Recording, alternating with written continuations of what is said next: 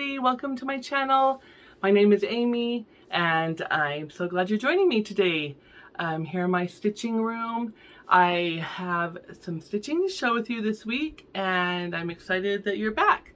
Right off the bat, I wanted to remind you that this coming Wednesday is our Zoom with Julie and whoever would like to join us. We do a Zoom meeting from 6 to 8 p.m. It's called our Stitching Support, where we just visit and stitch on whatever you feel like stitching on. And it's from 6 to 8 Arizona time. And you email jmafi@aol.com. I'll put her email address here on the screen for you. And you send her an email and she'll send you the information to log in. So it's this coming Wednesday on the 28th of July. How have you been? I hope you've been doing well. We've had rain for the past 3-4 days straight and it's been so fun. A nice change from the excruciating heat. And we're so glad to have this little, series of rain. It's been really nice to have some overcast days and just kind of enjoy the showers. It woke me up the other day in the middle of the night with the thunder and the lightning and I was like, wait, what's that? So I actually got up and did some stitching because I couldn't go back to sleep. So, the rain and thunder and lightning is helping me out with my stitching too. So that's good. All right. My husband has been working on growing some watermelons and other things in the backyard, and so I'm going to insert a few pictures of the watermelon he has been growing. I am shocked that it's growing in our backyard, and we had one. It was really juicy and sweet and it was delicious, and I'll insert some fun pictures here of some of the fruits of his labor. And hopefully he'll have success. He's got a little more watermelon babies growing out there. I'm not sure. I'm pretty sure we're at the end of our season for that, but we'll just keep going till they're not growing anymore, I guess, right? So, all right, so let's show you some stitching. I worked on my Dracula's Confession by Lindy Stitches. Here is a chart. I'm working on this version here, but they also have this version also, which is really nice. I'm stitching it on 36 count Seraphim Dead Sea Scroll, and it's really a beautiful piece of linen. I love Seraphim linens. They're really soft and fun to hold, and I like them a lot. Here's my progress so far.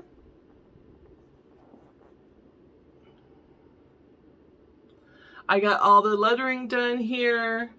I love the shade and the shadow. That's all I've gotten finished stitching on. But look at the modeling. It's really pretty. It's got a lot of darks and lights and fun splotches on it. My goal is to have that one done before Halloween. Okay, and then I worked on my Halloween Revelry.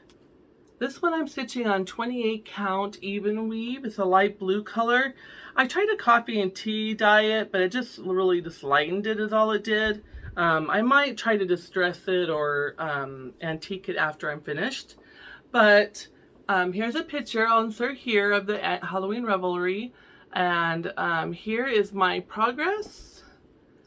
I have finished the witch and her shoes and her legs and her little Halloween basket, pumpkin basket. She's really cute. She's got a cute gold hoop earring on and her ring. And she's a lot of fun. So that's what I've gotten finished on her. I worked on her skirt. I filled in her skirt and added her legs and this all here. So really cute. I'm gonna have this done also before Halloween. And This is a WIP I've carried over from 2020, so I really do want to try to get it finished.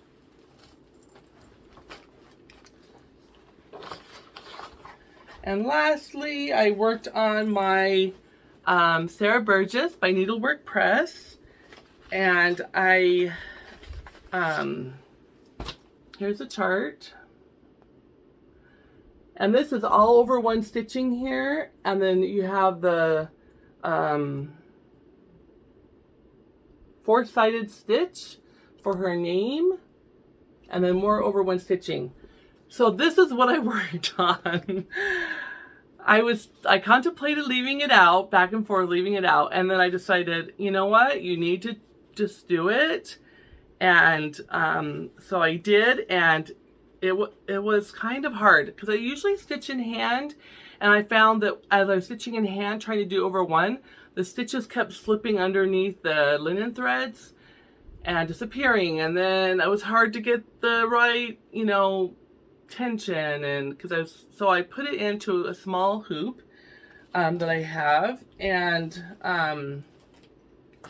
that helped a lot. I kind of learned, you know, that I have to, you know, which corners I have to go to next to create the right, you know, tension on the thread and get it to lay right. And so I did all my over one stitching. I did my borders. I did my four-sided stitch. And I'm so happy with it.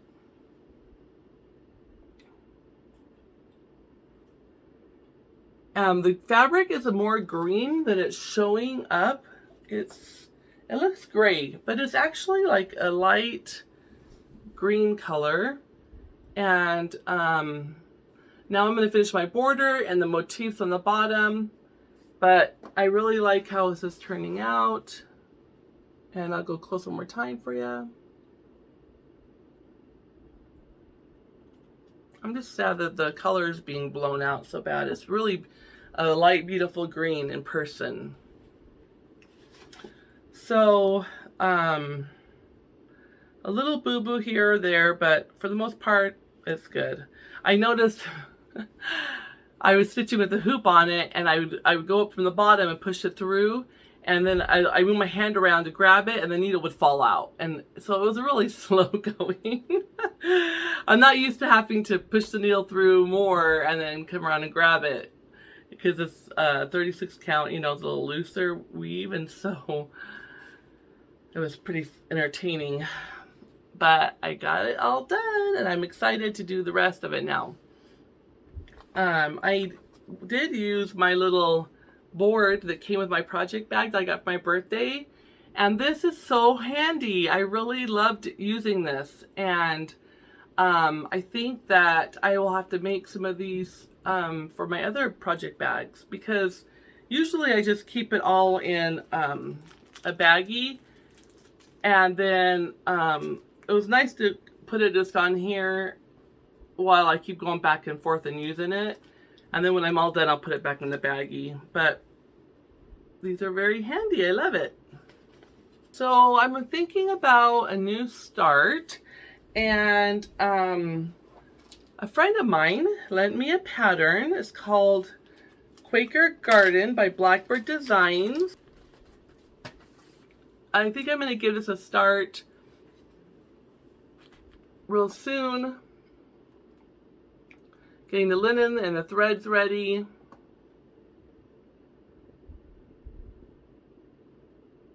And so I chose a 40 count Weeks Dye Works putty from my stash.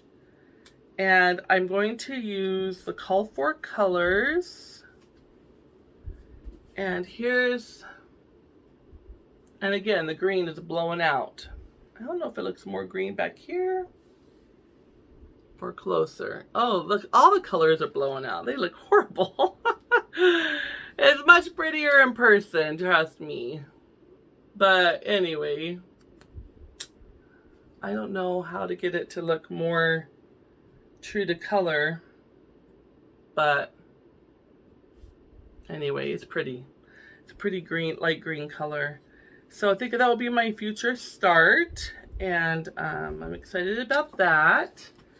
And then moving on to some haul I have. I saw Kim, Contented Stitcher, had bought this book. And so I thought, I want the book. I want to read it. I really loved Pride and Prejudice and all those. So I thought this might be a fun sequel. So I have heard great things about it. And so I ordered this off of Amazon. And then my other haul that I received is I went on Fat Quarter Shop and I got this binder, Lori Holt binder. It's a big, thick one. And it comes with, I bought some of these zipper bags, vinyl bags that go in it. So I could keep maybe small projects, patterns. I'm not sure what I'm going to put in it yet, but it matches my ironing board cover. The colors match my stitching room, and I thought it was really super adorable, so I got it. And then I have some freebies I wanted to tell you about. If you subscribe to Hello from Liz Matthews, her newsletter, she'll send you a free chart from time to time. And she sent the Summer Celebration Small in her newsletter. Sorry, my fan's blowing everything. It's a really cute one. And in her newsletter, she showed her new releases that are coming out. And then the other one is Fox and Rabbit Designs. Their fabrics are beautiful and their patterns are so nice. And they have a freebie they put on their last video. So if you haven't gotten to their videos and watched them, you should. They have this Promise of Spring by Fox and Rabbit. That one's really cute. That's another freebie. So sign up and go watch their videos. I have two giveaways for today. I have this pattern by Heart and Hand. It's called Robin Sampler. And it has even the little felt piece here for the flower that the robin is sitting on. So this will be a share today. And if you're interested in this pattern, use the word robin in your comment. And then I had this pattern that I gave away quite a while ago, months and months and months ago, and no one claimed it, so I'm in a redraw for this one.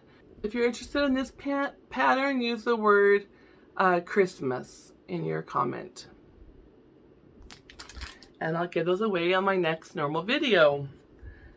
And same old thing, you know, be a subscriber, over 18 years old, don't say giveaway, all the stuff. You know the drill.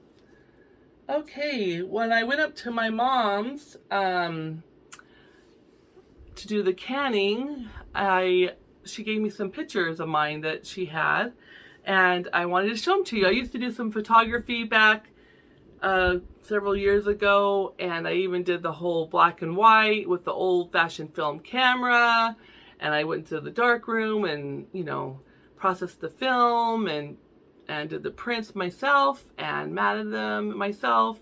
And so I gave some to my mom, and she's had them for a long time, and she gave them back to me. But they're not the greatest frame. They're in like plastic frames. I will want to reframe them, but I thought it'd be fun to show you some of my work. So I have this one here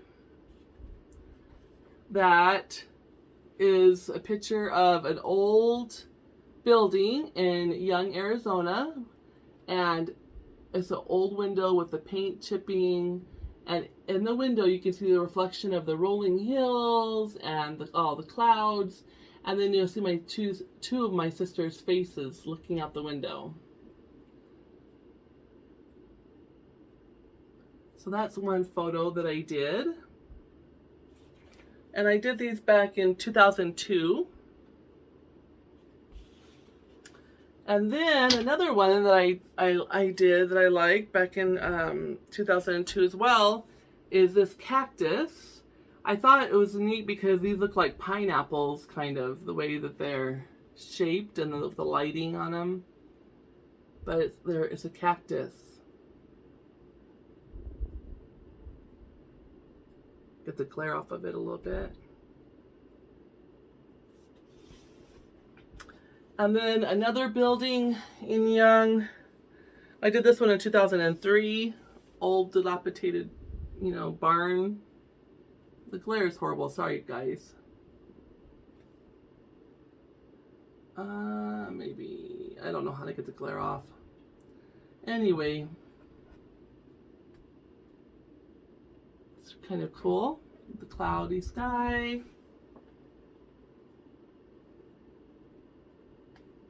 And then last but not least, I wanted to show you one I did on my husband. He is a Polynesian dancer and does dances from like Maori, New Zealand, and he'll draw on his face and do the haka back in the day.